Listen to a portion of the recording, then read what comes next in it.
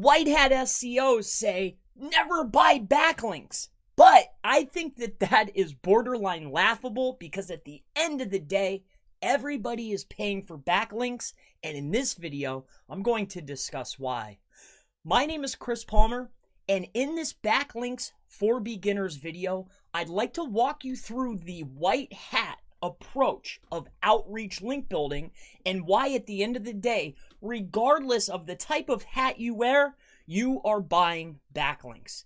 So let me go ahead and walk you through this process. I want to break this down after having a consulting call to better give them an understanding of exactly what an outreach campaign would look like from a 20-foot view. So first and foremost, we're going to be inside of a niche. So for this particular example, we're going to be in the niche of bodybuilding. So when we're inside of a niche of bodybuilding, the very first thing that we want to do when constructing a outreach campaign is we want to do a competitive analysis. All right. So what a competitive analysis is going to give us is we're looking at the top ranking pages. So that's 1 through 10. When we're doing that competitive analysis and figuring out who's 1 through 10, the very next step is we want to then make a list, compile a list of those top rankers, and we want to then pull out one of our favorite tools. This is a link analysis tool. Now, some of my favorite tools are SEMrush and Majestic. Now, there's also Ahrefs and also Moz. However, in my opinion, I like those two, but use whoever you want. So we want to do a backlink analysis. Now, what a backlink analysis is going to give us is it's going to give us a link list, link opportunities from the top ranking sites in the niche that we want to partake in. So what we're going to do is we're going to compile a link list of every single site, and we're going to then remove all of the duplicates. All right, so compile a list, remove dupes. All right, so that's the next step.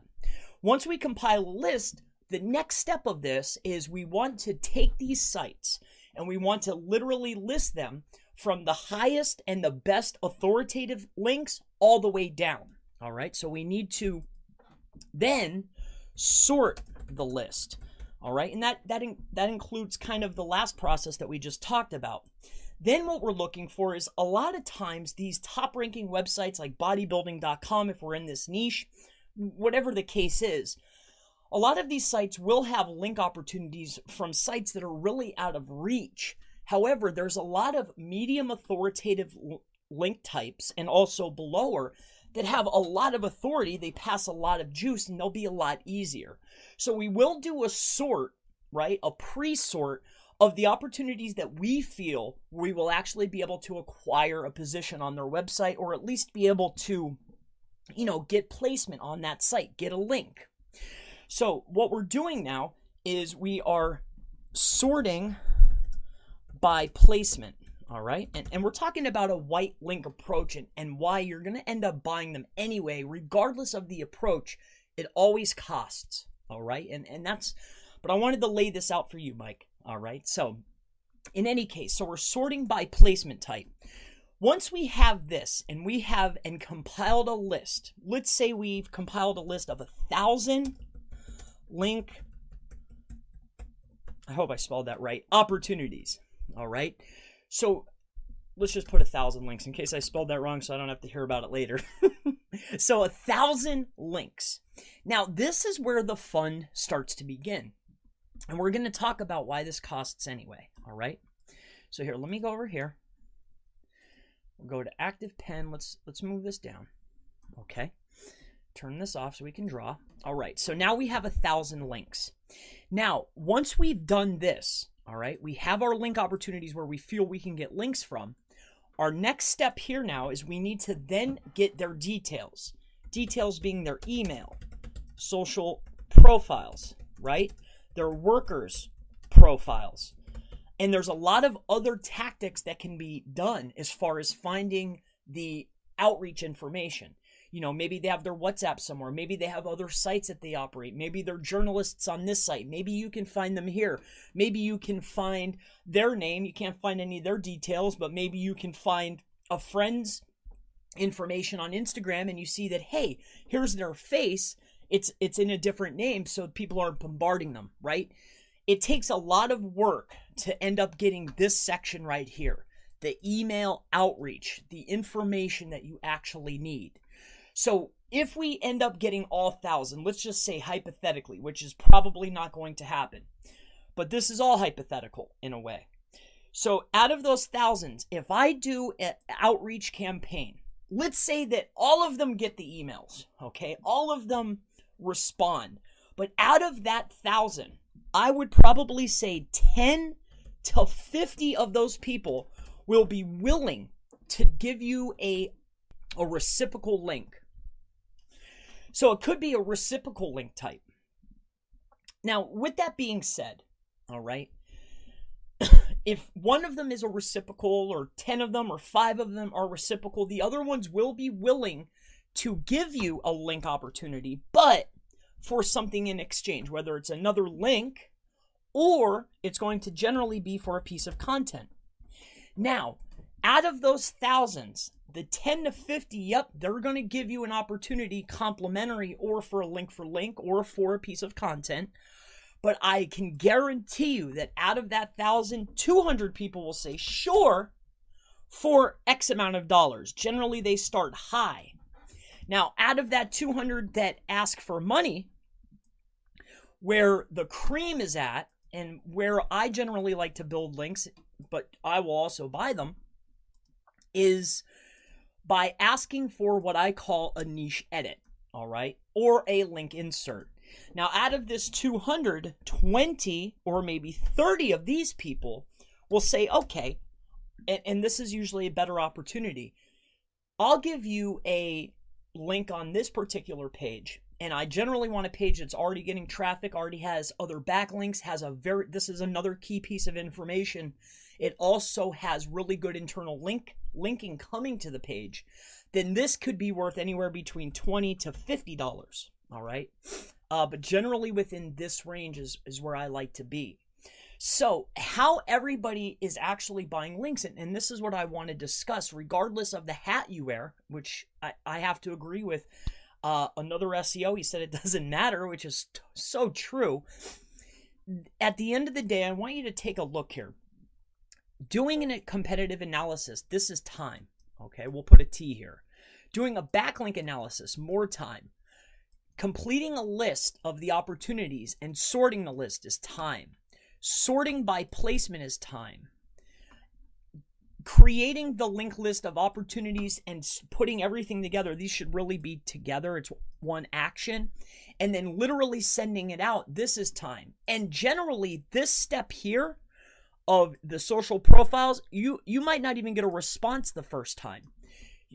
Link building is all about building relationships. It could be a few emails back and forth. It could be you understanding and learning about their business to send them a message on Twitter for them finally to give you a message and say, hey, okay, and start talking to you. It's all about building relationships. This amount of time here is so massive. On top of that, if these people end up messaging back, then you still have to produce a piece of content. This could be, depending on the length, this could be anywhere between $100 and $300. And if it's on a quality blog, you're not going to be able to get away with low quality content that isn't optimized, nor would you want to put your name out there with low quality content. Now, with this here, each of these steps, this is where people will generally fall to, and why it ends up being that a majority of people end up buying links anyway is because, hey, I could just get a link on a quality blog. It's only $200. Maybe you could talk them down to $100, right? Or better yet, here, this opportunity here, $20 to $50. Now I have links that have traffic. I have links that are already established. I just want a quick link insert with the anchor text that I want. And that's another problem too when doing outreach. You don't know what anchor text they're going to do. And I mean, if it's just a click or look or a hear or whatever the case is, a generic, this could be very detrimental to your overall SEO campaign. So this is what a overall white hat, okay, outreach campaign would look like. I'm sure there's a lot of different caveats and some people would do it differently, but this is pretty much what you're doing. You're seeking and looking for link opportunities that are niche specific and ordering them from best to worst, and then doing an outreach campaign and finding their details and praying that you could get a quality link for a fair price or in exchange for a piece of content or a reciprocal link. So at the end of the day, regardless of what type of approach you're taking, when you're doing link building, if you're doing it the very long and hard way, at the end of the day, you're still buying links to get a do follow link. You're still putting in a lot of work and time. Time is your money.